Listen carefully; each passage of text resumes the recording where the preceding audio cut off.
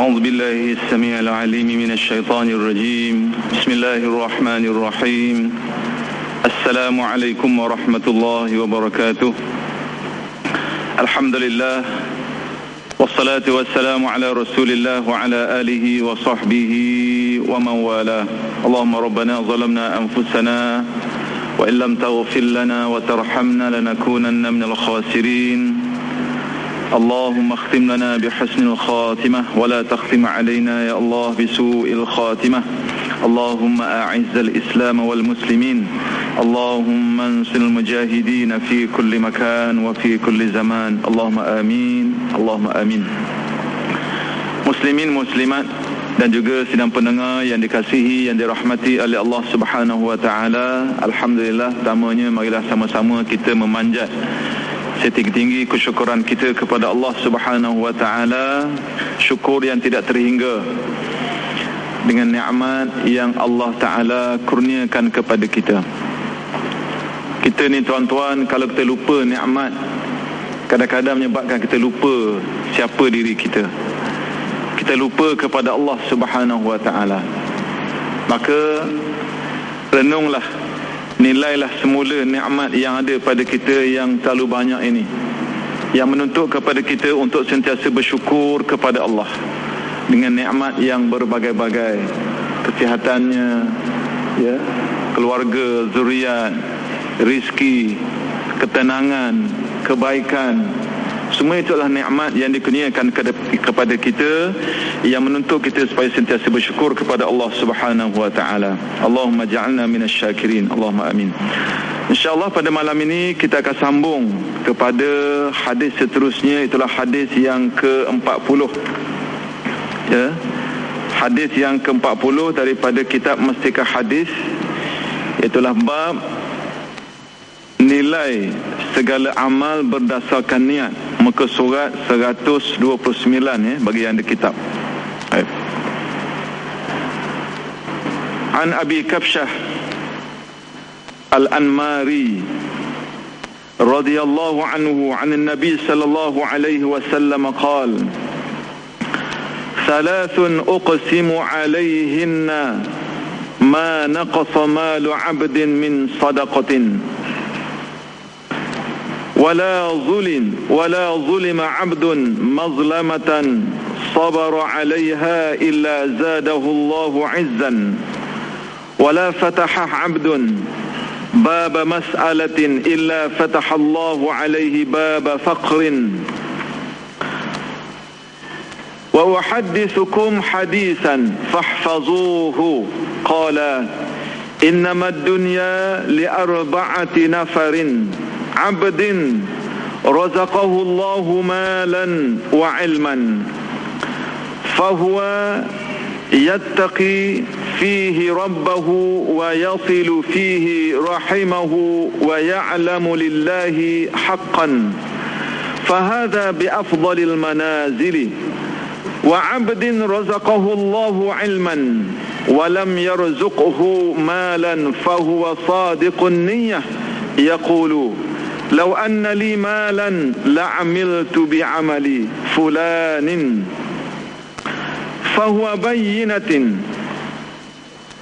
فهو بنيته فأجرهما سواء وعبد رزقه الله مالا ولم يرزقه علما فهو يخبط فيه بغير علم لا يتقي فيه ربه ولا يصل فيه رحمه ولا يعلم لله فيه حقا فهو بأخبث المنازل وعبد لم يرزقه الله مالا ولا علما فهو يقول لو أن لي مالا لعملت فيه بعمل فلان فهو بنيته فوزرهما سواء أو كما قال صلى الله عليه وسلم رواه الترمذي وغيره. Dari Abu Kabsyah Al-Anmari radhiyallahu anhu, daripada Nabi sallallahu alaihi wasallam sabdanya, 3 perkara aku bersumpah menegaskan kebenarannya, iaitu tiadalah berkurang harta seseorang dengan sebab keluarkan sedekahnya, dan tiadalah seseorang itu dizalimi dengan sesuatu kezaliman yang ia bersabar menanggungnya, malaikat Allah menambahkan dia dengan kemuliaan. Dan tiadalah seseorang memulakan sesuatu cara meminta sedekah, melainkan Allah membukakan kepadanya pintu kepapaan. Dan aku menerangkan kepada kamu satu hadis pengajaran, maka hafazlah ia, yakni untuk dijadikan iktibar. Kemudian baginda menerangkan sabdanya, sebenarnya habuan dunia mengenai ilmu agama dan harta hanyalah terbagi kepada 4 keadaan manusia. Pertama, orang yang telah dikurniakan Allah dengan harta dan juga dengan ilmu agama, maka ia menggunakan ilmunya dengan berlaku taat kepada Allah dan menjauhi larangannya, dan menggunakan hartanya pada menghubungkan silaturrahim kaum kerabatnya, serta ia mengetahui hak Allah pada nikmat-nikmat yang dikurniakan itu. Maka orang yang demikian bersifat dengan semulia-mulia keadaan manusia di sisi Allah Subhanahu wa taala. Dan kedua, orang yang telah dikurniakan Allah dengan ilmu agama sahaja dan tidak dikurniakannya dengan harta, serta ia berkata dengan niatnya yang benar, kalaulah aku ada harta, sudah tentu aku akan lakukan apa yang dilakukan oleh si anu yang dermawan itu. Maka ia beroleh balasan dengan sebab niatnya, yakni dengan yang demikian, maka balasan baik kedua-dua orang itu adalah sama. Dan ketiga, orang yang telah dikurniakan Allah harta dan tidak dikurniakan ilmu pengetahuan agama, maka ia menyalahgunakan hartanya dengan tidak berdasarkan ilmu. Ia tidak memelihara dirinya dengan harta itu dari azab Tuhan, dan ia juga tidak menggunakan hartanya itu untuk silaturrahim, dan tidak pula mengetahui akan hak Allah pada hartanya itu. Maka orang yang demikian bersifat dengan seburuk-buruk keadaan.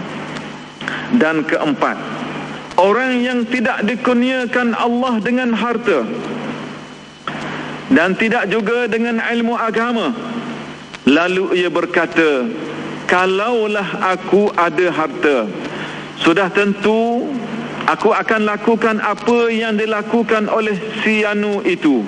Maka ia beroleh balasan dengan sebab niatnya, yakni yang dengan demikian, maka balasan buruk kedua-dua orang itu adalah sama. Hadis riwayat Imam Tirmizi dan juga yang lainnya. Baik. Tuan-tuan, puan-puan sidang pendengar dikasihi oleh Allah Subhanahu wa taala.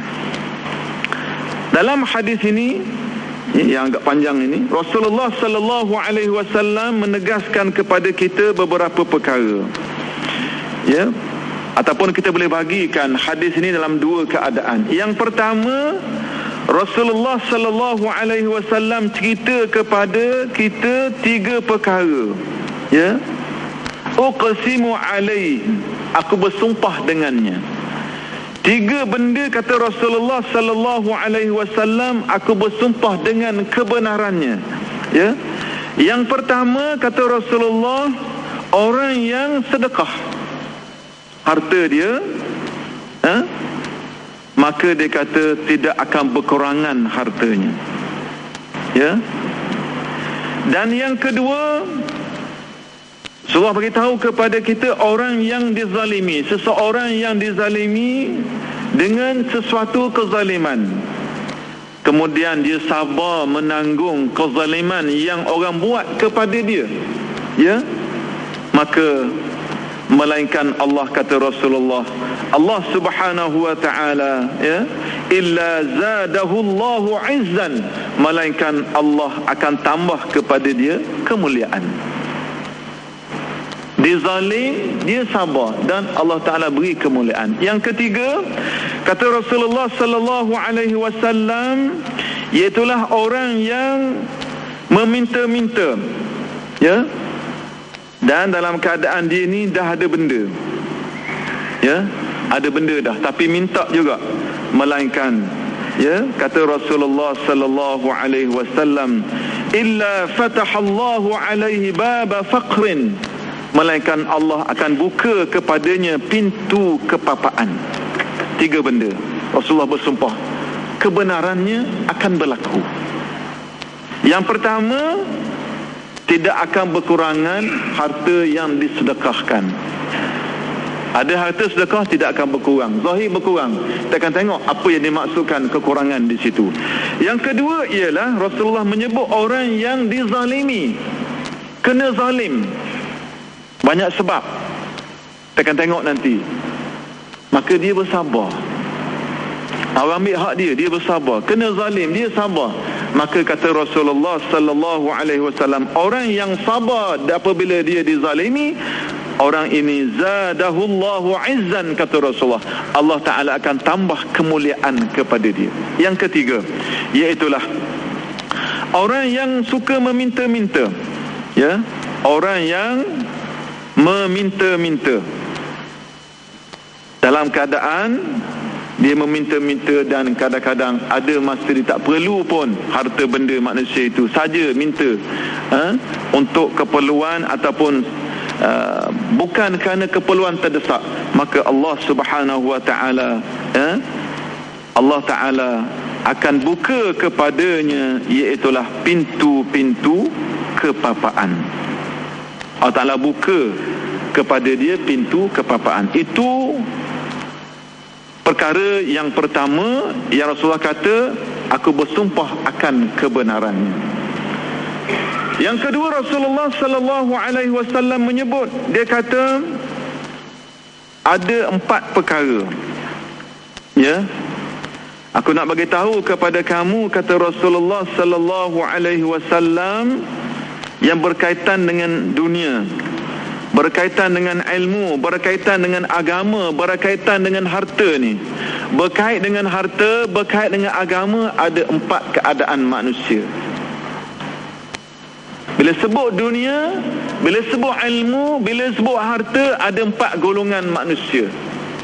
Ada hak dapat kebaikan, ada yang dapat kejahatan, azab daripada Allah Subhanahu wa taala. Yang pertama, orang yang dikurniakan Allah Subhanahu wa taala harta. Ada harta, ada ilmu, ilmu agama lah. Ada harta, ada ilmu agama. Kemudian dengan ilmu dia taat kepada Allah. Dengan harta dia diguna untuk bagi bantuan, bagi sedekah, hubung silaturahim kaum keluarga dia, tolong anak beranak dia, waris warah dia, kaum kerabat dia, ya, bagi hak harta, zakat dan sebagainya, ya. Maka orang yang sedemikian, kata Rasulullah sallallahu alaihi wasallam, fahadha bi afdalil manazil, itulah orang yang sebaik-baik keadaannya, semulia-mulia keadaannya di sisi Allah Subhanahu wa taala. Ada harta, ada ilmu, guna harta, guna ilmu untuk kebaikan. Ya. Yang kedua ialah orang yang diberi oleh Allah Subhanahu wa taala ilmu agama. Beri ilmu tapi tak bagi harta. Ya. Bagi ilmu tak bagi harta. Kemudian dia kata apa?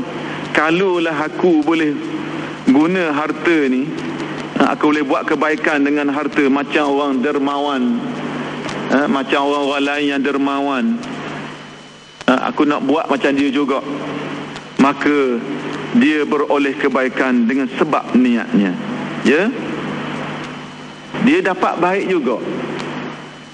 Sebab apa? Dia ada niat nak sedekah, nak jariah, nak buat kebaikan kepada orang-orang yang berada sekeliling, nak bantu dan sebagainya. Ilmu je ada, harta tak ada.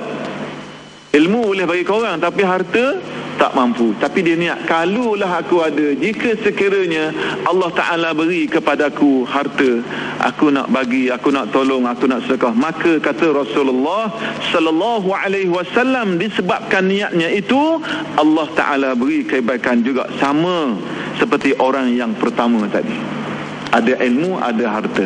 Yang kedua, ada ilmu saja, harta tak ada, tapi dia niat baik, maka pahala dia sama macam orang pertama yang ada ilmu, yang ada harta. Yang ketiga, orang yang telah dikurniakan Allah harta, ada harta,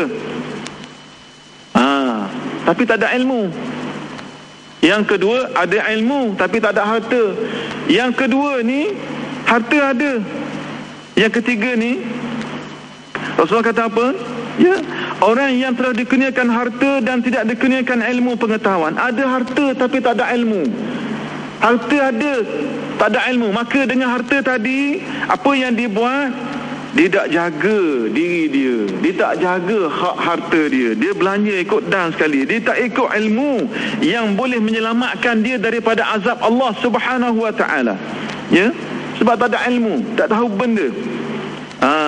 Dan dia tak guna harta dia tadi untuk silaturahim, tidak guna hak-hak yang sepatutnya dia gunakan dalam harta tadi, zakat ke, sedekah ke, tidak ada pada dia. Maka kata Rasulullah sallallahu alaihi wasallam, dia ni adalah bersifat dengan seburuk-buruk keadaan.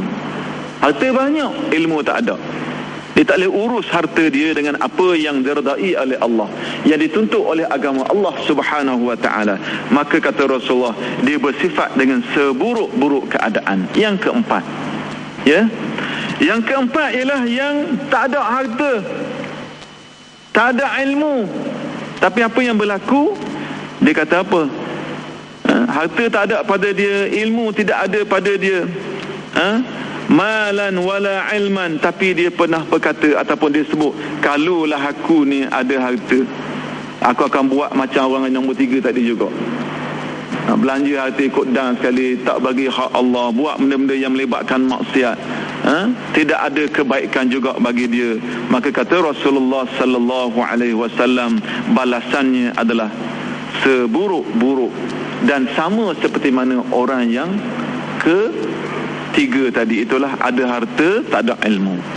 Jadi walaupun tak ada harta, tapi niat kalau ada harta nak buat benda-benda yang tak juru, tidak melaksanakan tanggungjawab, tak nak cari redha Allah Subhanahu wa ta'ala, maka kata Rasulullah sallallahu alaihi wasallam, fawizruhuma, maka kata Rasulullah, sawaun, sama je macam orang yang ada harta tak guna untuk kebaikan. Sebab apa?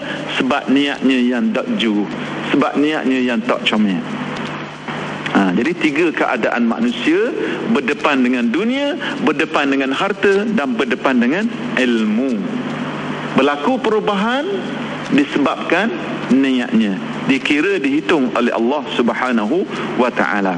Baik, tersambung muka surat 131. Hadis yang ke-40 ini menerangkan, pertama, beberapa perkara yang baik dan yang buruk. Yang kedua, kelebihan niat yang suci dan akibat niat yang buruk, huraiannya. Perkara yang baik dan yang buruk. Dalam hadis ini Rasulullah sallallahu alaihi wasallam menerangkan tentang 3 perkara, 2 di antaranya sungguh baik dilakukan dan yang satu lagi haram dilakukan. Dan mula-mula tadi, perkara yang disebut Nabi sallallahu alaihi wasallam, iaitulah orang yang bersedekah, baik balasan dan keadaannya. Yang kedua ialah orang yang sabar dengan kezaliman. Itu 2 yang baik. Dan yang ketiga ialah orang yang meminta-minta. Maka itu tidak baik. Bahkan Rasulullah sallallahu alaihi wasallam menyebut, Allah Taala akan fatahallahu alaihi baba faqrin, Allah Taala akan buka pintu-pintu kepapaan kepada dia. Baik. Pertama, ya, perkara bersedekah. Kebanyakan manusia merasa berat hendak bersedekah. atau mengeluarkan derma bakti, kerana pada lahirnya perkara itu mengurangkan hartanya. Oleh itu baginda menegaskan dalam hadis ini bahawa harta seseorang tidak akan berkurang sama sekali disebabkan ia bersedekah sedikit sebanyak daripadanya. Bahkan dengan apa jalan pun hartanya itu akan bertambah kembang dan beroleh berkat selain daripada pahala yang akan didapatinya. Jadi kata pengarang, dia kata apa? Manusia ni, ramai manusia ni kata berat. Dia kata berat nak sedekah ni, nak piti orang, nak tolong korang, nak derma itu, derma sini berat. Sebab harta ni awak sayang belaka. Ya. Sebab bila bagi sedekah kurang harta. Tapi kata dia, berdasarkan hadis ini, Rasulullah sallallahu alaihi wasallam menyebut orang yang bersedekah, dia lawan nafsu sayang dia, nafsu kedekut dia tu, dia bagi sedekah, dia tolong orang, guna harta bantu orang dan sebagainya. Berdasarkan hadis ini tidak akan berkurangan hartanya, bahkan berkembang, beroleh keberkatan selain mendapat pahala di sisi Allah Azza wa Jalla. Nabi bersumpah kebenarannya. Dan kita tengok hari ini, tuan-tuan boleh tengok orang yang dermawan, orang yang pemurah, cuba perhati hidup dia. Ada masalah harta, tak ada yang bankrupt. Saya tak jumpa lagi orang yang dermawan, orang yang pemurah, orang yang suka tolong orang, siapa bankrupt, siapa orang boykot, dia tak ada. Bahkan manusia kasih kepada dia, makhluk bumi mendoakan kebaikan kepada dia, makhluk langit mendoakan kebaikan kepada dia. Setiap hari malaikat akan doa kepada dia, orang yang pemurah ini. Tuan-tuan kena ingat, saya selalu baca hadis sebelum ni. Setiap hari akan ada malaikat yang berdoa kepada orang yang derma, orang yang infak untuk kebaikan di sisi Allah. Doa dengan apa? Keberkatan. Doa dengan apa? Doa dengan bertambah dan digantikan dengan harta yang baik. Berbanding orang yang kedekut, orang yang berkira dengan harta tidak belanja untuk kebaikan, akan didoakan oleh malaikat setiap hari untuk kehancuran, untuk kemusnahan, dan tidak diganti dengan harta yang lebih baik. Itu setiap hari.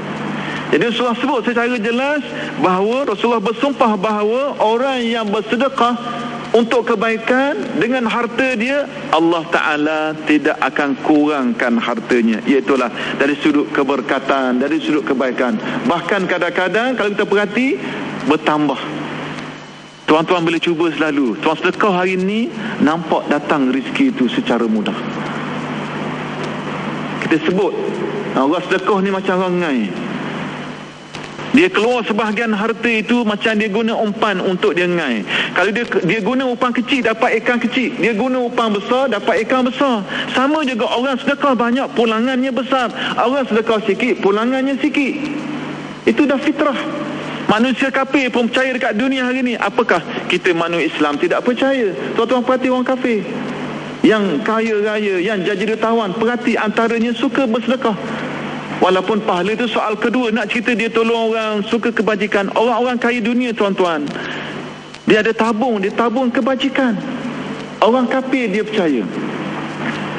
Banyak buku-buku motivasi kalau tuan-tuan baca, antaranya Robert Kiyosaki dan sebagainya, ya. Dia cerita bahawa bila kamu bagi, kamu akan dapat.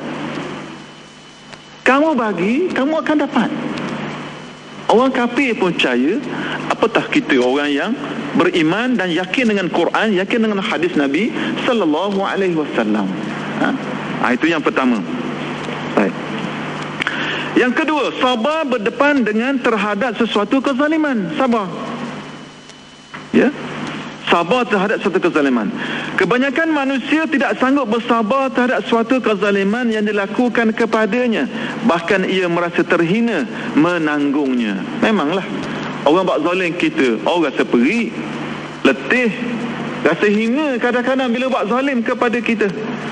Tapi dalam hadisnya Rasulullah kata, orang yang sabar dengan sebabkan kezaliman kepada dia, maka Allah Ta'ala akan beri kemuliaan kepada dia. Tentang ini baginda menegaskan bahawa bersabar dalam menghadapi kezaliman tidak sekali-kali akan merendah atau menghinakan orang yang bersabar itu, bahkan tetap akan menambahkan kemuliaannya, kerana ia selain daripada mendapat pahala sabarnya, ia pula dihargai dan dipandang baik, manakala orang yang meninayakannya dikutuk oleh Allah dan dibenci oleh masyarakat. Hari ini jelas tuan-tuan, orang yang buat zalim kepada orang, orang yang zalim kepada orang, kadang-kadang tidak rasa benda, tapi tidak ada kemuliaan di sisi Allah. Tapi orang yang kena zalim, dia mengharapkan redha Allah, dia redha dengan takdir, ketentuan, qada dan qadar Allah Subhanahu wa taala, dan dia sabar, dia dapat kemuliaan. Bahkan disebut bagaimana orang yang sabar dengan dizalim ini dipandang baik oleh manusia sekeliling. Bahkan orang yang zalim itu dipandang hina oleh masyarakat, dibenci oleh masyarakat. Tuan-tuan tengok hari ni lah, orang yang kena khianat, orang yang kena fitnah, orang kesian kat dia. Tapi orang yang buat fitnah, orang yang zalim, orang benci, masyarakat pun benci, manusia pun benci. Dan kalau kita perhati dalam masyarakat kita ni, kezaliman banyak tuan-tuan. Ada melibatkan soal harta, ada melibatkan soal maruah orang, ada melibatkan soal kedudukan, pangkat, jawatan. Berlaku kezaliman. Contoh dalam harta, bukan hak dia ambil,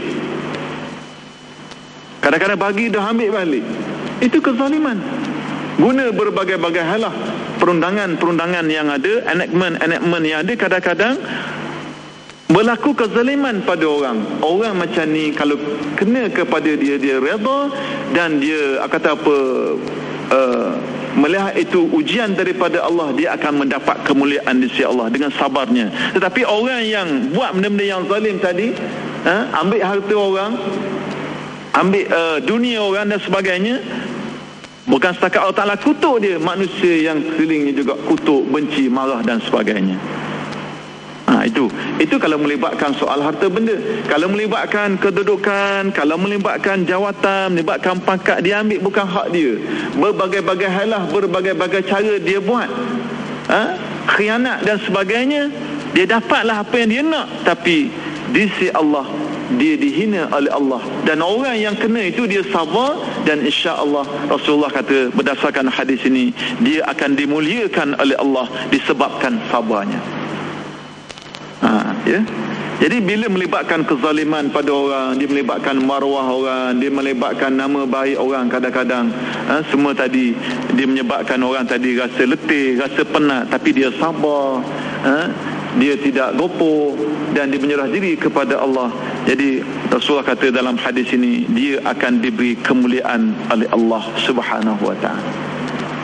Jadi sebab itulah kita dalam hidup kita ini, kita jangan ambil hak orang, jangan khianat yang melibatkan hak-hak orang, jangan zalim hak orang. Tuan-tuan tahu tak, di akhirat nanti apabila kita lakukan kezaliman pada orang, kita baca dah hadis sebelum ni, di hari akhirat nanti kita akan bayar balik kezaliman kita ini. Na'udzubillah min zalik. Orang yang buat kezaliman manusia di muka bumi ini, di hari akhirat nanti kalau tuan yang kena zalim itu tidak memberi kemaafan kepadanya, di hari akhirat nanti kita baca dah hadis beberapa minggu sebelum ini, Rasulullah SAW menyebut di hari akhirat dia akan bagi balik pahala yang ada pada dia, sembahyang dia, zakat dia, sembahyang jemaah dia, kebaikan sedekah dia, dibagi balik, diagih-agihkan kepada orang yang dia khianati, orang yang dia zalim, orang yang dia caci. Apa kata Rasulullah? Dia akan jadi manusia yang muflis di hari akhirat. Nak ke kita begitu tuan-tuan? Maka bertaubatlah kepada Allah, beristighfarlah kepada Allah. Saya ingatkan diri saya ingat diri tuan-tuan, dunia ni sekejap je tuan-tuan. Nak hidup lama mana? Paling lama 80 tahun, 100 tahun. Jarang dah orang boleh hidup 100 tahun le ni. Ingat yang kekal abadi, jangan fikir dunia semata-mata.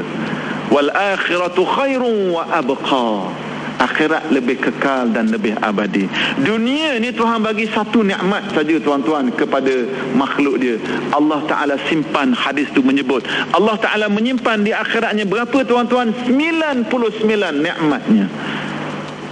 Allahu Akbar. Janganlah lupa diri dengan satu nikmat yang Tuhan bagi kepada makhluk. Ingat, kita akan dapat 99 nikmat yang Allah Ta'ala sediakan kepada kita di hari akhirat.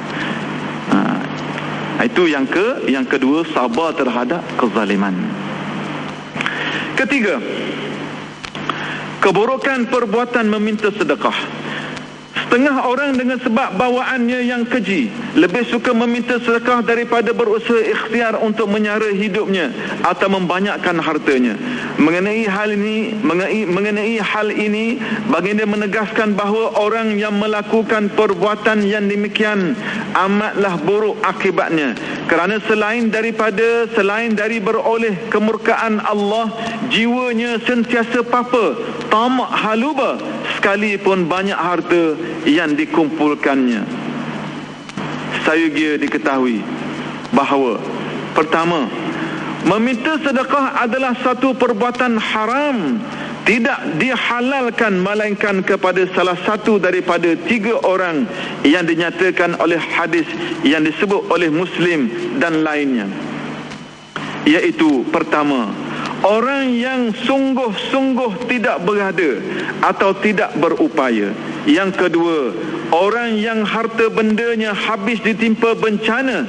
Yang ketiga, orang yang terkena membayar hutang yang ditanggungnya kerana menolak satu-satu kemudaratan atau membaiki satu-satu keburukan yang berlaku ke atas dirinya atau dalam masyarakatnya. Baik. Yang ketiga ni tuan-tuan, Rasulullah cerita tentang orang yang suka mitok hak orang. Suka mitok. Maka hukumnya haram dan tidak halal. Kecuali ada beberapa golongan. Yang pertama, orang yang memang tak ada benda, tidak berupaya, tak ada harta benda, nak makan minum dak, kecuali terpaksa minta dengan orang. Itu boleh. Yang kedua, orang yang ditimpa bencana, habis tinggal selas pinggang, kebakaran ke, bencana banjir ke, tanah runtuh ke, apa saja bencana, tak ada benda yang ada pada diri dia, habis harta benda dia, maka dia benarkan dan diharuskan. Boleh minta dengan orang, nak hidup, meneruskan kehidupan. Yang ketiga, orang yang terpaksa bayar hutang, disebabkan tanggungan hutang untuk menolak kemudaratan, dan untuk baiki sesuatu keburukan yang berlaku kat atas diri dia. Maknanya ada sebab yang boleh mengancam nyawa dia, yang boleh menjejaskan kehidupan dia, anak dia, isteri dia, hidup dalam masyarakat mana terdesak, tak ada benda, terpaksa berhutang, maka dibolehkan. Yang lain tu tak boleh, dan hukumnya adalah haram dan berdosa. Baik. Itu yang pertama, berkaitan dengan keburukan perbuatan minta ni, sedekah ni. Kemudian keburukan akibat perbuatan yang haram itu telah diterangkan oleh Rasulullah sallallahu alaihi wasallam dalam beberapa hadis, antaranya hadis-hadis yang menyatakan bahawa, di sini pengarang dia kumpul dia talkhis ataupun dia kumpul hadis-hadis Nabi sallallahu alaihi wasallam yang berkaitan dengan sedekah yang tak sepatutnya. Yang pertama, sesiapa yang meminta harta orang kerana hendak membanyakkan hartanya, maka ia hanya membanyak bara api kepada dirinya. Oleh yang demikian, terpulanglah kepadanya sama ada hendak mensedikitkan bara itu atau hendak membanyakkannya. Ada hadis menyebut Rasulullah sallallahu alaihi wasallam, orang yang suka minta hak sepatutnya, tidak sepatut dia minta, kata Rasulullah sallallahu alaihi wasallam berdasarkan mafhum hadis yang dibawa oleh pengarang di sini, sebenarnya dia minta itu sebenarnya dia mengumpul apa tuan-tuan? Bara api neraka. Dia ada dah, minta lagi, ada dah, minta lagi, cukup dah, minta lagi. Sebenarnya dia membanyakkan bara api neraka. Na'udzubillah. Yang kedua, Sesiapa yang meminta sedekah, ini mafhum daripada hadis yang cuba dibawa oleh pengarang. Sesiapa yang meminta sedekah padahal ia ada mempunyai qadar yang mencukupi untuk keperluan pagi dan petangnya, maka ia hanya membanyakkan bara api neraka kepada dirinya. Cukup dah. Ya, sama je tadi juga. Maka dia ni banyakkan api neraka. Yang ketiga, sesiapa yang selalu meminta sedekah, kerja dia minta sedekah, maka ia akan dibangkitkan pada hari kiamat kelak dengan keadaan mukanya tidak ada sedikit daging pun. Muka dia luruh, habis daging, tak ada benda. Allahu Akbar. Hina tuan-tuan, maksudnya hina di depan Allah Subhanahu wa ta'ala, dihina di padang mahsyar ataupun di hari akhirat nanti. Orang yang suka minta benda harta ada dah, minta juga, nak juga, rela daging muka di hari akhirat. Apatah lagi kalau dia minta tu bukan hak dia. Allahu Akbar. Na'udzubillah. Jadi dalam Islam ni tak ada istilah kerja benda, kerja benda mat, kerja benda awam minta sedekah. Tak ada kerja minta sedekah dalam Islam. Tak ada. Learning agama tak sedekah sebab apa? Sebab senang. Akak tangan boleh piti. Kadang-kadang lebih kaya daripada orang hak beri. Di hari akhirat tuan-tuan, muka daging habis luruh. Dalam Islam tak ada kerjaya nama dia minta sedekah, tak ada.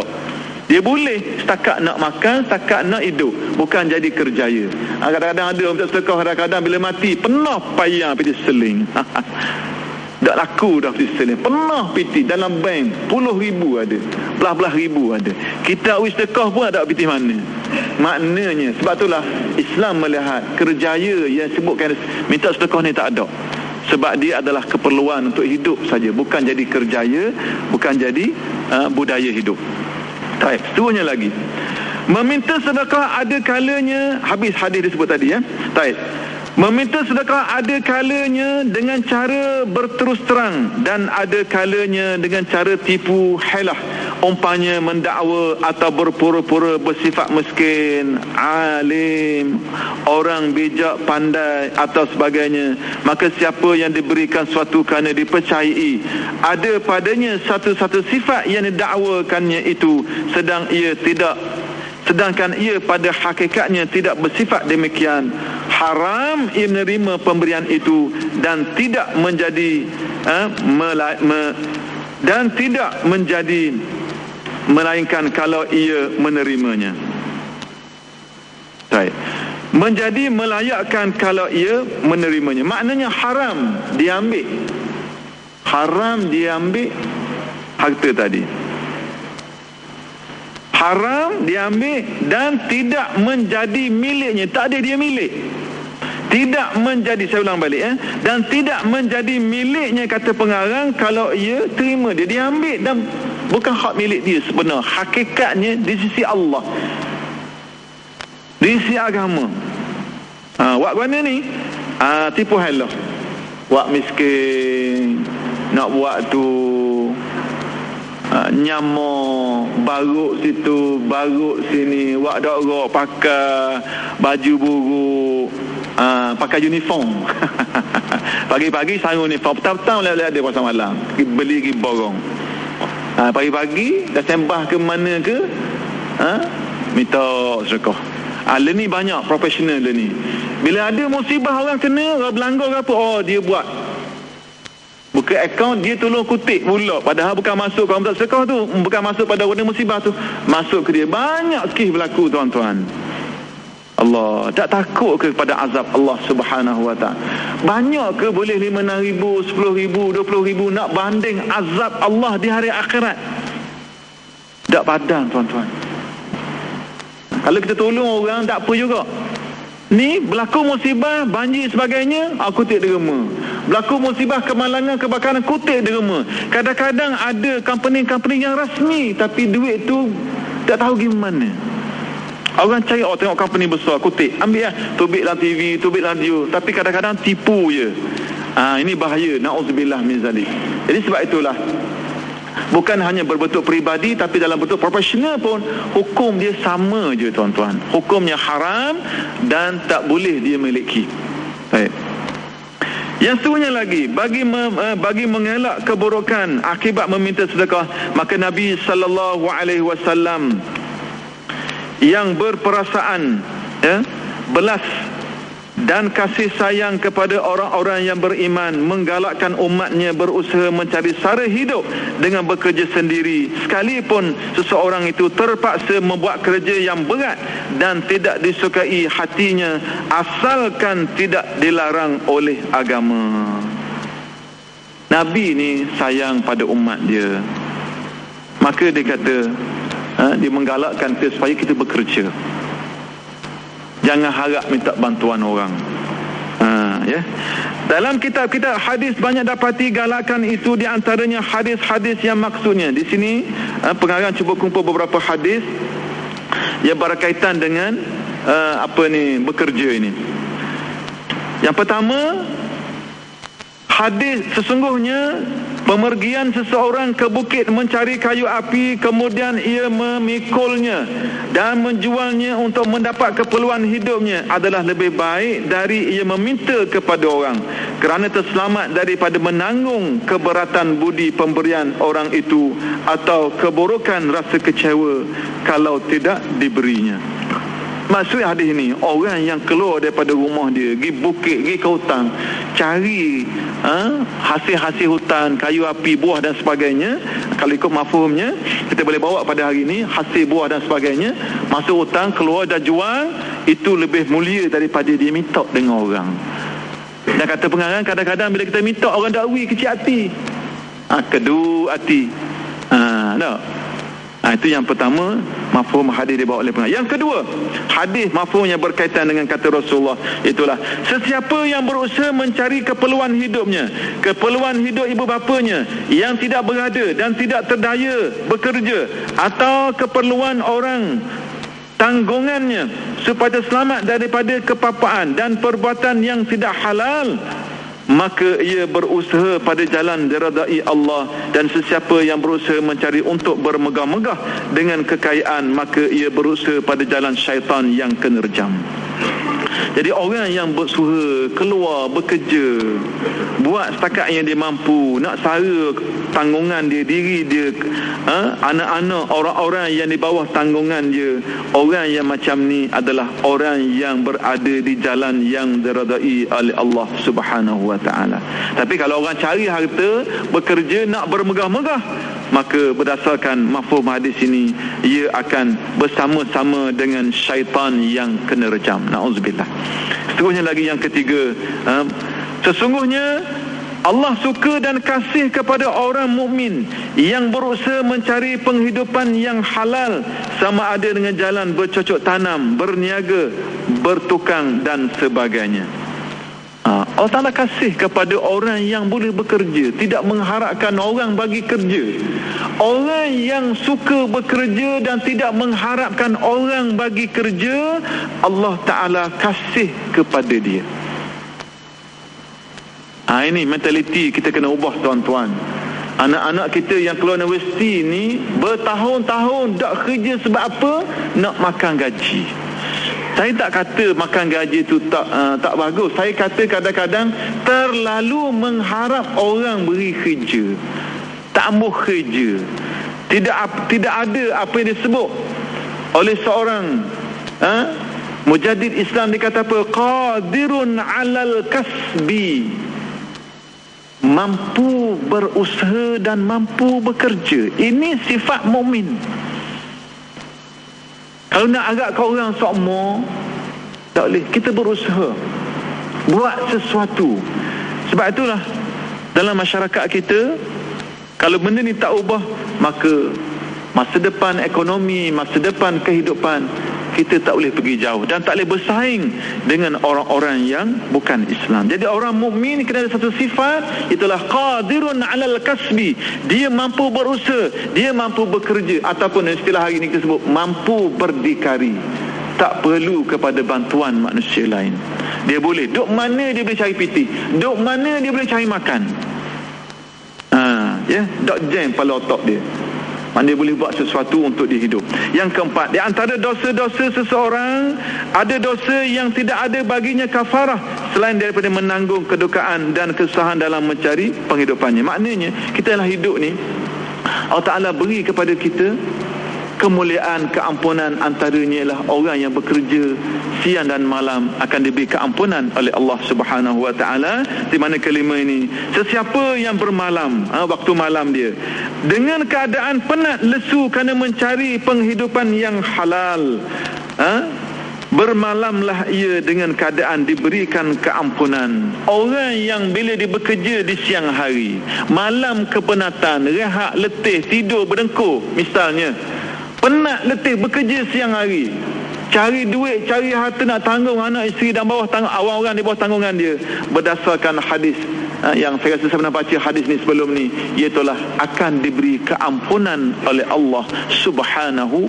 Wa Ta'ala. Jadi hadis yang kita baca yang pertama, 2, 3, 4 tadi, dorongan kepada kita, motivasi kepada kita supaya kita bekerja, supaya kita cari pitih setakat yang kita mampu.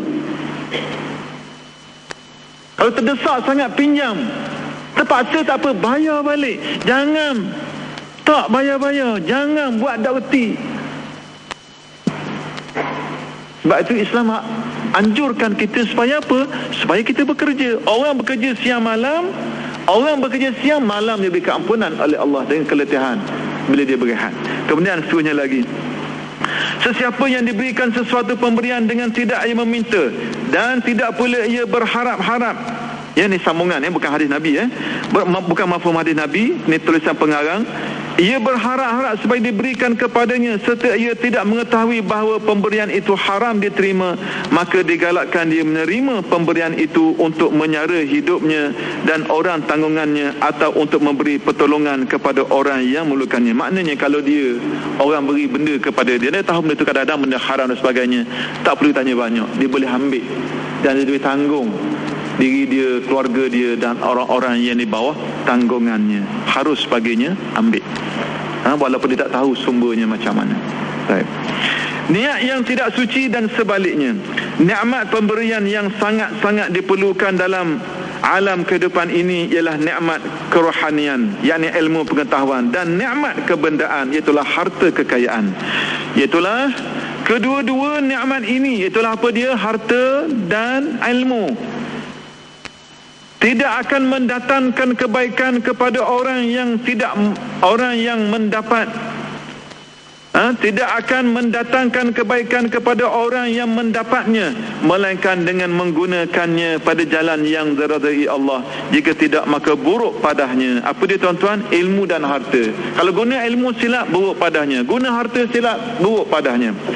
Dalam pada itu, orang yang tidak mendapat kedua-dua nikmat itu, harta pun tak ada, ilmu pun tak ada bagi dia, tetapi ia mempunyai niat yang benar lagi suci, bahawa kalau ia mendapat nikmat itu, ia akan menggunakannya pada jalan yang diridai Allah, maka ia juga akan beroleh pahala disebabkan niatnya yang baik itu. Sebaliknya, kalau niatnya buruk, maka buruklah pula akibatnya, seperti yang diterangkan dalam hadis ini. Tuan-tuan, puan-puan dikasihi oleh Allah, nak cerita apa? Macam-macam hadis pengarang bawa. Hadis cerita kepada kita bagaimana keadaan berkait dengan ilmu, berkait dengan harta, berkait dengan sedekah.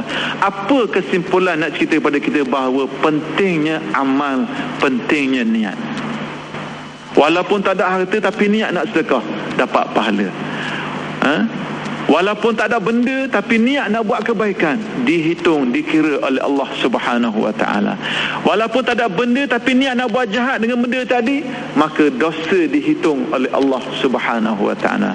Jadi bagi kita tuan-tuan, nikmat yang ada bagi kita yang saya sebut tadi, yang tak terhitung banyaknya nilainya. Kalau kita melihat kepada orang yang kurang kepada kita, maka kita akan rasa syukur kepada Allah dalam melihat nikmat. Tapi kalau tengok orang yang lebih nikmat pada kita, maka kita tak akan berpuas dengan nikmat dan tidak akan bersyukur kepada Allah Subhanahu Wa Ta'ala. Jadi mudah-mudahan hadis ini mendidik kita supaya apa?